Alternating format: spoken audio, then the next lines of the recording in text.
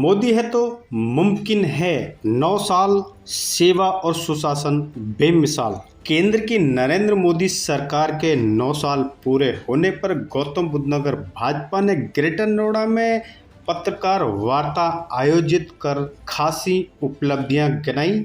आइए सुनते हैं। प्रेस वार्ता के दौरान देवेंद्र राणा, पूर्व सांसद और हिमाचल प्रदेश के सह प्रभारी और साथ में गौतम बुद्ध नगर के सांसद डॉक्टर महेश शर्मा, राज्यसभा सांसद सुरेंद्र नागर ने क्या कहा। व्यवस्था के तहत हमारी भारतीय जनता पार्टी की सरकार को 9 वर्ष पूरे हुए हैं और हमारे यशस्वी नेता नरेंद्र मोदी जी के नेतृत्व में भारत, भारतीयता और भारत के लोगों का सम्मान आज विश्व शिखर पटल पर है। आज एक बदलाव आया है राजनीतिक व्यवस्थाओं में, एक सोच बदली है राजनीति के प्रति। अगर 2014 की बात करें तो एक अंधेरा सा छाया हुआ था। देश में लोगों का विश्वास राजनीति से उठ चुका था। लोग राजनीतिज्ञों पर भी प्रश्न चिन्ह उठाते थे। भ्रष्टाचार चरम सीमा पर था। जिस गरीबी और विकास तो हमारी सरकार ने प्राथमिकता पर लिया, वह कहानी और किस्सों का बन चुकी थी। गरीबी हटाओ एक आंदोलन और नारा सिर्फ रह गया था, लेकिन वास्तव में उस गरीबी को हटाने का जो बीड़ा हमारे प्रधानमंत्री नरेंद्र मोदी जी ने उठाया, अंत्योदय हमारे मूल में रहा। पंडित दीनदयाल उपाध्याय जी ने जो सपना देखा था, पायदान की अंतिम सीढ़ी पर खड़े हुए व्यक्ति तक आजादी की रोशनी की किरण पहुंचे, और वह सपना आज पूरा होता दिखाई दे रहा है। आज गरीब को घर चाहिए, घर मिला है। घर में एक टॉयलेट होना चाहिए, घर में 24 घंटे बिजली होनी चाहिए, घर के रैगों को रहने के लिए इलाज की जरूरत है। और अगर कोई आपदा ऐसी कोरोना जैसी आ जाए तो किसी ने इस कार्य को किया है तो वह हमारे यशस्वी प्रधानमंत्री नरेंद्र मोदी जी की सोच थी। युवाओं में, किसानों में, नई पीढ़ी में मात्र शक्ति के सम्मान की जहां बात हुई, वह भी आज ऐसे पहलू हैं जिनको आज भारतीय जनता पार्टी सरकार ने बहुत संजीदगी से किया है। बाकी में जो लॉजिस्टिक, मल्टी मॉडल लॉजिस्टिक जो हब बनना है, वहाँ उसमें जो रेलवे स्टेशन हमारा बनना है, वो देश का सबसे आधुनिक स्टेशन, रेलवे स्टेशन हमारे इसी क्षेत्र बोडाकी में बनने जा रहा है, जिसका श्रेय देश के प्रधानमंत्री नरेंद्र मोदी जी। इसके साथ साथ एक नया काम, बड़ा काम और होने जा रहा है। जैसे डॉक्टर साहब ने कहा कि कार्गो की बात उन्होंने की। अभी 2 बड़े काम देश के प्रधानमंत्री नरेंद्र मोदी जी ने, 2 तोहफे जो होने जा रहे हैं, मैं उनकी चर्चा कर अपनी बात समाप्त करना चाहूंगा। चोला हमारा बड़ा स्टेशन, बुलंदशहर से उसकी कनेक्टिविटी है। 16 किलोमीटर कार्गो के लिए, क्योंकि Delhi Mumbai freight corridor DFC वहां से गुजरता है। एक बड़ा लॉजिस्टिक हब जो 50 गांव यमुना विकास प्राधिकरण के शामिल हुए हैं, बुलंदशहर विकास प्राधिकरण के यमुना में 16 किलोमीटर का ट्रैक कार्गो के लिए भारत के रेल मंत्रालय ने सहमति व्यक्त करी है कि कार्गो के लिए वहां से सीधा 16 किलोमीटर का ट्रैक जेवर एयरपोर्ट से हमारा जो अपना ये है चोला रेलवे स्टेशन, वहां तक जोड़ा जाएगा। और वहीं 90 मीटर की रोड, उसके साथ साथ पैरेलल रोड, एक 90 मीटर की रोड वहां लेके जाएंगे, तो हमारा बोडाकी और चोला रेलवे की दृष्टि से एक बड़ा हब बनेगा, जो देश के प्रधानमंत्री नरेंद्र मोदी जी ने इस क्षेत्र को देने का काम किया। उनका आभार व्यक्त करना चाहता हूं। अब मैं आगे के लिए अनुरोध करूंगा। सर, भारत के लिए यात्रा थी, भारतीयों के लिए यात्रा थी, और भारत को विश्व गुरु बनाने का एक संकल्प लेकर उन्होंने एक नई शुरुआत की। 9 बरस में एक नया इतिहास रचा गया। एक तारीख के हर रोज एक पन्ना ऐसा लिखा गया कि आने वाली नस्लें जब भारत के इस 9 वर्ष के काल को देखेंगी तो सुनहरी अक्षरों में लिखे हुए हर पन्ने को जब पढ़ेंगी तो समझेंगे कि भारत का बदलाव कैसे हुआ।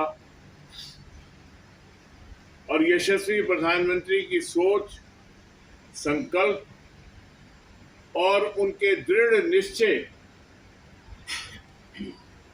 और दूरंदेश सोच से भारत का बदलाव कैसे हुआ।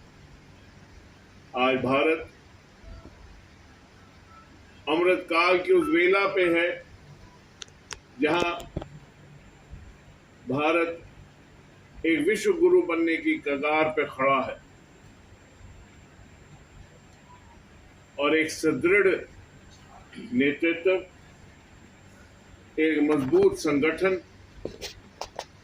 और कर्मठ कार्यकर्ताओं की एक बहुत बड़ी फौज का नेतृत्व करते हुए यशस्वी प्रधानमंत्री ने राष्ट्र की दिशा, एक नई दिशा राष्ट्र को दी और राष्ट्र की दशा जो है वो बदलने का काम किया।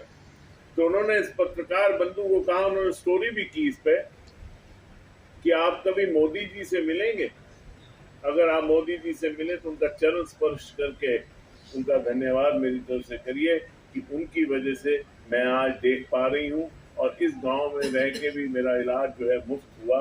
मैं समझता हूँ ये बहुत बड़ी एक नेमत, पूरी तरह से हालात बदले।